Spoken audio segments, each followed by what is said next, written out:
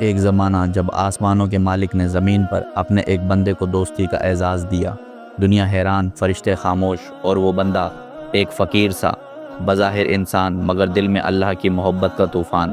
فرشتوں نے رب العزت سے عرض کیا، اے ہمارے پروردگار، آپ نے ابراہیم کو اپنا خلیل بنا لیا، لیکن کیوں؟ وہ تو مالدار ہے، عزت دار ہے، اولاد والا ہے، ظاہر ہے وہ عبادت کرے گا، تو دوستی تو کوئی بڑی بات نہ ہوئی۔ اللہ تعالیٰ نے فرمایا، تم سمجھتے ہو وہ دوستی نعمتوں کی وجہ سے ہے؟ جاؤ اسے آزما لو، میں تمہیں دکھاؤں گا میرے ابراہیم کا دل کیسا ہے۔ 3 فرشتے انسانوں کے بھیس میں زمین پر اترتے ہیں، ان کا لباس گرد آلود، چہرے پر تھکن، زبان پر صرف ایک ہی ذکر، پاک ہے وہ ذات جو عبادت کے لائق ہے مگر کسی کی عبادت کا محتاج نہیں۔ وہ بیابان وادی میں جا کر بیٹھ گئے، کوئی بازار نہیں، کوئی تماشائی نہیں، صرف سناٹا اور اللہ کا ذکر۔ اس بیابان سے حضرت ابراہیم علیہ السلام کا گزر ہوتا ہے، ان کا چہرہ نور سے روشن، قدموں میں سکون اور آنکھیں جیسے حق کو تلاش کرتی ہوں۔ اچانک ان کے کانوں میں اللہ کے ذکر کی آواز پڑتی ہے، وہ رک جاتے ہیں، آنکھوں میں چمک، دل کی دھڑکن تیز۔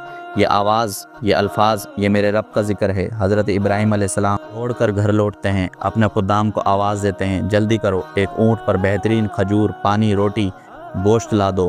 پھر وہ سب کچھ لے کر اس اجنبی ذکر کرنے والے شخص فرشتے کے پاس پہنچ جاتے ہیں۔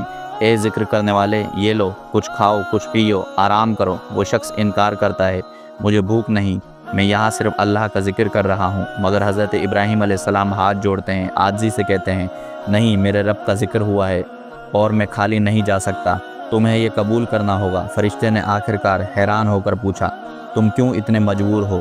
کیا میں تمہارا مہمان ہوں؟ حضرت ابراہیم علیہ السلام کی آنکھوں میں آنسو آ جاتے ہیں، تم نے میرے رب کا نام لیا ہے، میرا دل تو وہیں رک گیا تھا۔ جب کوئی اللہ کا ذکر کرے تو میں اپنا مال، وقت، سب کچھ اس پر قربان کر سکتا ہوں، بس مجھے اجازت دو کہ میں اس ذکر کی خدمت کر سکوں۔ فرشتے واپس جاتے ہیں۔ عرش پر اللہ تعالیٰ نے پوچھا، کیا تم نے دیکھ لیا؟ فرشتے عاجزی سے کہتے ہیں، اے رب، ہم نے دیکھا، ابراہیم تیرا سچا عاشق ہے، وہ تیرے ذکر پر دنیا کی ہر چیز لٹا سکتا ہے۔ تب اللہ نے اعلان فرمایا، اسی لیے میں ابراہیم کو اپنا خلیل بنایا ہے۔ سبق اور روحانی پیغام: عشق حقیقی، اللہ کا سچا دوست وہی ہوتا ہے جو ذکر الہی پر سب کچھ وار دے۔ خلوص و اخلاق، عبادت، نیکی، مہمان نوازی، سب ریا سے پاک، صرف اللہ کے لیے۔ فرشتوں کا معیار یہاں مال دولت نہیں بلکہ دل کا خلوص اصل پیمانہ تھا۔ دوستی کا معیار اللہ سے دوستی، ایمان، قربانی، ذکر سے محبت کے ذریعے حاصل ہوتی ہے۔